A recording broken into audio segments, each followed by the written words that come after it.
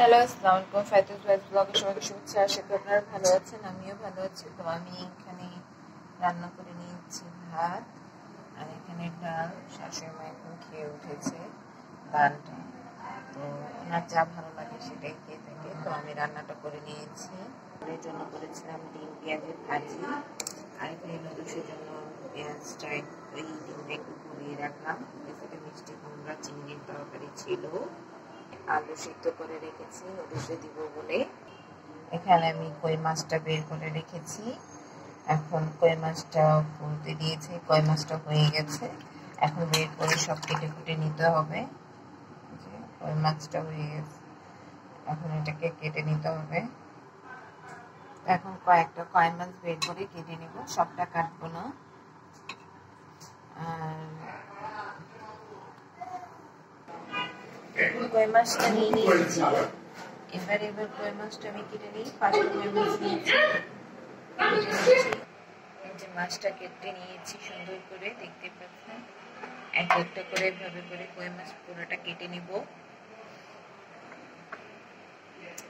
এই বটিটা আমার শাশুড়ির অনেক বছর পুরাতন বটি, তো এটাতে কাটতে সুবিধাই হয়।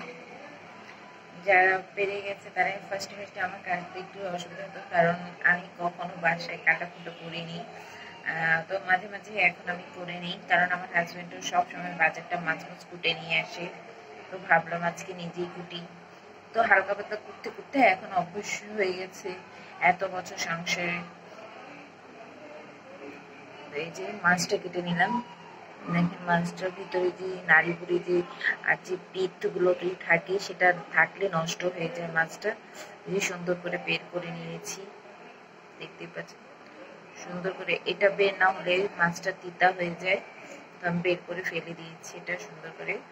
তো আমি এখন মাছটা সুন্দর করে পরিষ্কার করে নিব। এভাবে প্রত্যেকটা মাছ কেটে নিব। মাছটা কেটে নিয়েছি, এবার ধুয়ে নেব সুন্দর করে।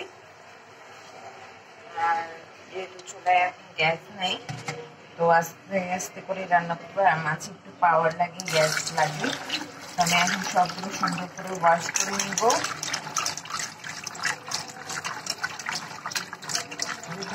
সুন্দর করে ওয়াশ করে নিতে দেখতে পাচ্ছেন সব মাছটা কাটা সুন্দর করে হয়ে গেছে।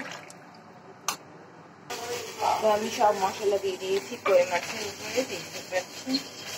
আর উপর থেকে যে বেগুন নিয়ে নিয়েছি, বেগুন সুন্দর করে ওয়াশ করে নিয়েছি, তারপরে কাটার আগেও করেছি, এখনো করে নিচ্ছি।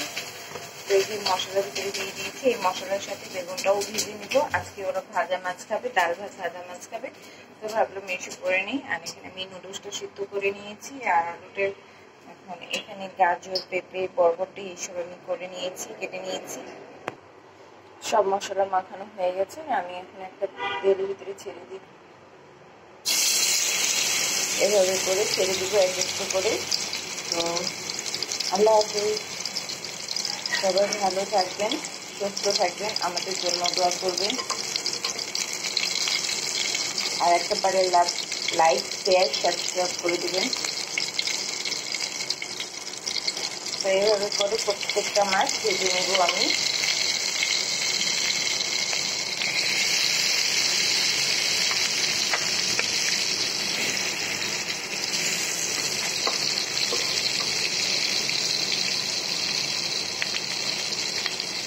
আশা করি আপনাদের ভালো লাগছে।